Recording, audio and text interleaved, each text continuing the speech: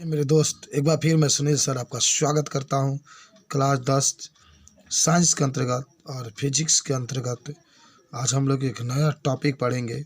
कई बार पूछा जाता है कि ओम का नियम क्या है। तो आज का जो टॉपिक रहेगा वह रहेगा ओम का नियम। मेरे दोस्त, आप कहेंगे, देखिए, चालक की बात होती है। चालक वह होता है जिसमें हम लोग आवेश प्रवाहित कर सकते हैं। तो ओम के नियम में कह सकते हैं कि यदि किसी चालक के भौतिक भौतिक अवस्था में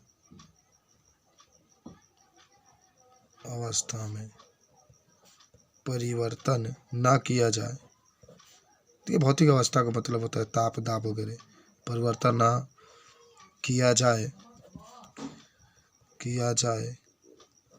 तो चालक में लगाए गए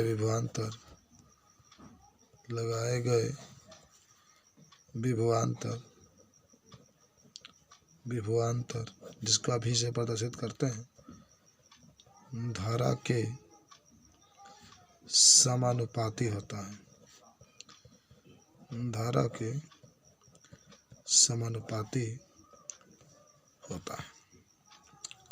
तो यदि किसी चालक के भौतिक अवस्था में परिवर्तन न किया जाए तो चालक में लगाए गए विभवांतर धारा के समानुपाती होता है। यानी यहाँ से आप कह सकते हैं कि जो भी होता है विभवांतर धारा के समानुपाती होता है।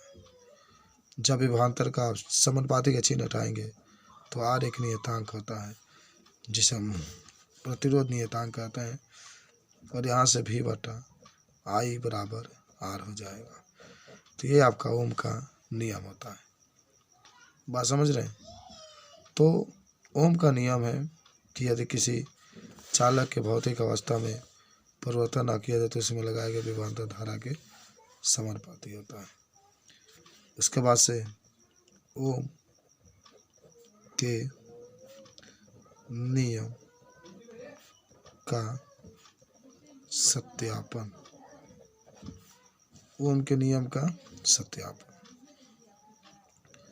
ये एक तार है, और जब भी आप, ये एक्स अक्ष है,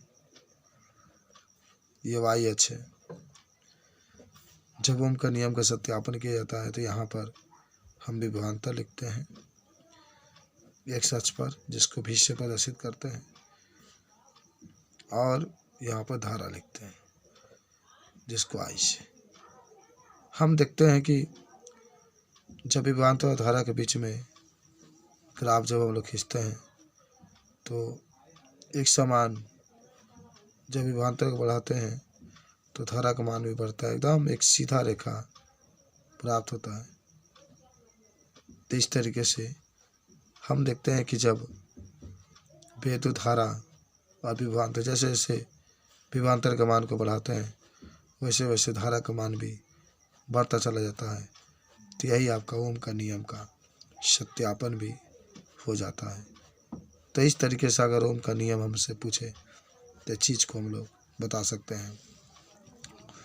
अब आपसे कोई प्रश्न करता है कि ओम के नियम का अनुप्रयोग, ओम के नियम का अनुप्रयोग, तो कह सकते हैं कि ओम का नियम केवल धात्विक चालकों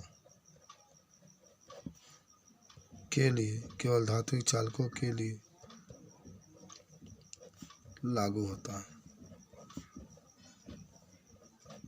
ओम का नियम केवल धात्विक चालकों के लिए लागू होता है या धात्विक चालकों के लिए लागू नहीं होता है। मेरे दोस्त, धन्यवाद।